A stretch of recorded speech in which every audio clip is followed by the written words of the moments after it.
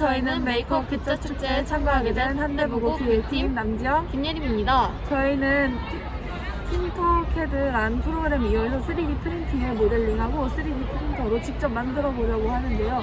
이를 통해 세포에 대한 심화 탐구를 하려고 합니다. 세포 분열 과정, 엽로체에서 광합성 과정, 세포막의 선택적 초과성, 단백질 형성 과정, 미토콘드리아 세포 호흡 과정, 코로나 바이러스의 세포 침투 과정, 이렇게 다양한 6가지의 주제를 이루어져 있습니다.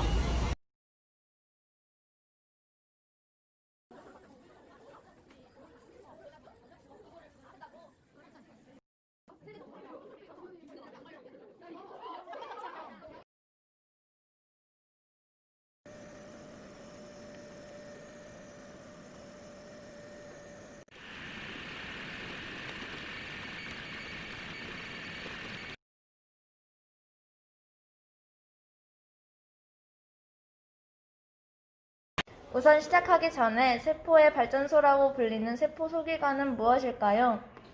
네, 바로 미토콘드리아인데요. 미토콘드리아는 에너지를 만드는 세포 소기관입니다. 미토콘드리아는 우리가 먹는 음식에서 오는 영양소로 에너지원을 만드는 일을 합니다. 예를 들면 후에 탄수화물이 되는 포도당이 바로 그 에너지원 중 하나입니다. 이렇게 생산된 에너지들은 세포의 대사와 물질 합성에 이용됩니다. 우리는 이 에너지들의 생산으로 움직일 수 있는 것입니다. 따라서 우리는 몸이 필요로 하는 에너지의 90% 정도를 세포의 아주 작은 부분인 미토콘드리아에 의지하며 살아가고 있습니다.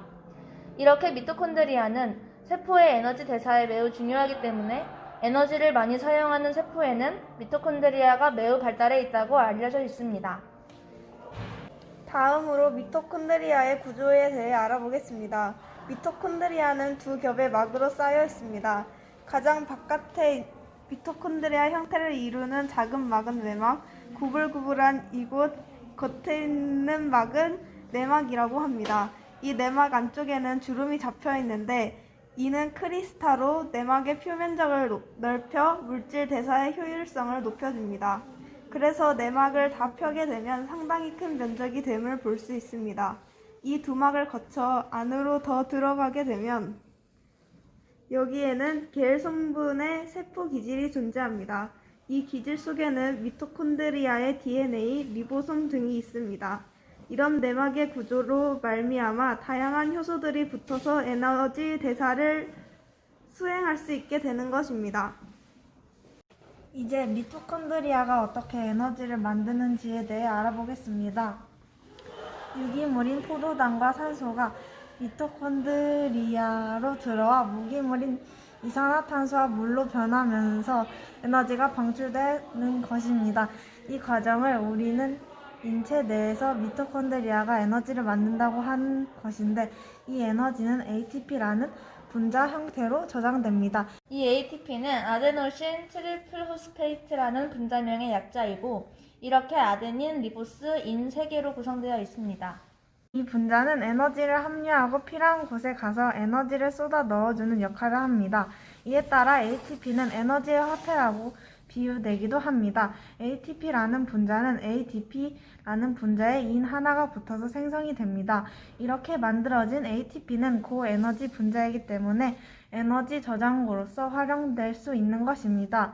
이상 세포의 아주 작은 부분이지만 우리 몸에서 매우 중요한 역할을 수행하는 에너지 발전소인 미토콘드리아에 대해 알아보고 왔습니다. 감사합니다. 엽록체는 세포 내 소기관의 한 종류이며 고등 식물체와 해조류에서 광합성을 담당한다. 미토콘드리아와 마찬가지로 이중막에 의해 둘러싸여 있는 구조를 갖고 있다. 엽록체 내부에는 틸라코이드라고 하는 동전 모양의 구조물이 있으며 이들이 겹쳐져 쌓여있는 구조물이 있다. 특이하게 엽록체는 자신만의 DNA를 갖고 있다. 엽록체는 자신의 기능을 위한 단백질 중 상당수를 핵으로부터 제공받지만 어느 정도 독립성을 가지고 있다.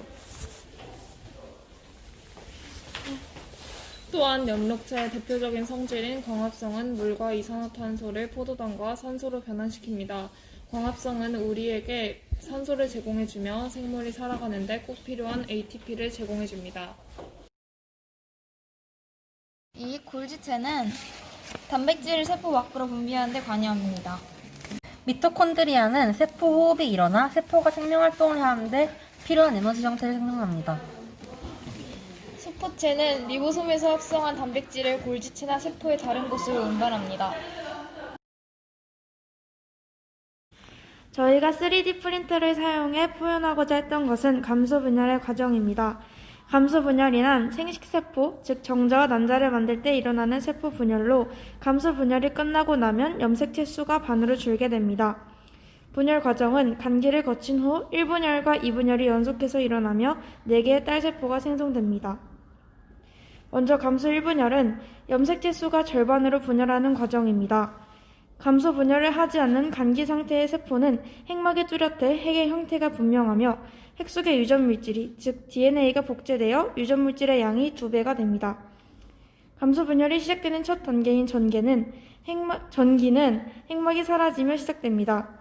이 시기에는 상동 염색체 2개가 결합한 이가 염색체가 나타납니다. 여기서 이가 염색체는 감소 분열에서만 관찰되는데 4개의 염색 분체가 붙어있다고 해서 4분 염색체라고도 합니다. 그 다음 단계는 중기로 이가 염색체가 세포 중앙에 배열됩니다. 후기에는 상동 염색체가 분리되어 방추사에 의해 양극으로 이동하게 됩니다. 후기를 지나 말기에는 핵막이 다시 등장하고 세포질 분열이 발생하면서 2개의 딸세포가 만들어집니다. 제2분열의 전기에서는 원형의 핵막이 사라지고 염색체로 응축됩니다. 제2분열의 중기에서는 2개의 딸세포에서 각각 중앙의 적독판에 염색체들이 나란히 배열되어 있습니다. 제2분열 후기에는 방추사에 의해 염색체가 나누어지는데 이제 염색 분체가 나누어짐으로 체세포 분열 때와 같은 형태가 되는 생식세포 분열입니다. 쉽게 말하면 몇 개의 키포인트만 기억했을 때 이 생식세포의 분열은 그렇게 어렵지 않습니다. 제2분열 말기에도 역시나 둘로 나누어지는데 다시 딸세포 2개가 생기게 됩니다. 처음부터 생각한다면 1개의 모세포로부터 총 4개의 딸세포가 생기는 것입니다. 여기까지가 생식세포 분열의 과정이었습니다. 저희 팀은 선택적 투과성에 대하여 소개하도록 하겠습니다. 3D 프린팅을 통하여 세포막 모양을 만들어 봤는데요. 세포막은 세포막의 형태를 유지해주기 위하여 필요하며 세포막 안팎의 물질의 출입을 관여하는 역할을 합니다. 세포막은 인지질 이중층과 단백질로 이루어져 있는데요. 인지질 이중층은 친수성인 머리와 소수성인 꼬리를 가지고 있습니다. 세포의 안과 밖에는 물이 풍부하여 소수성 부분이 마주보며 배열되어 있습니다. 단백질은 인지질 이중층에 파묻혀 있거나 관통하고 있습니다. 세포막을 통한 물질의 출입은 확산을 통하여 이루어지는데 확산은 물질을 이루는 분자가 무작위로 움직여 농도가 높은 쪽에서 낮은 쪽으로 이동하는 현상입니다. 이온과 같이 전하를 띠는 물질이나 포도당, 아미노산과 같은 물질은 인지질 이중층을 직접 통과하기 어렵기 때문에 단백질을 통해 확산합니다. 이때 물질의 종류에 따라 통로 역할을 하는 단백질이 달라서 특정 단백질 통로를 통해서는 특정 물질만이 선택적으로 투과합니다. 물은 삼투를 통하여 확산이 되는데 삼투는 물이 농도가 낮은 쪽에서 높은 쪽으로 이동하는 현상을 의미합니다. 물은 인지질 이중층과 단백질을 통해 이동이 가능합니다. 세포막의 선택적 투과성은 세포가 생명 현상을 유지하는 데 매우 중요합니다. 세포는 단백질을 합성하거나 포도당을 분해하는 등 다양한 생명 활동을 수행합니다. 이를 위해 세포는 필요한 물질을 외부에서 계속 공급받고 세포 안에서 생성된 노폐물을 배출해야 합니다.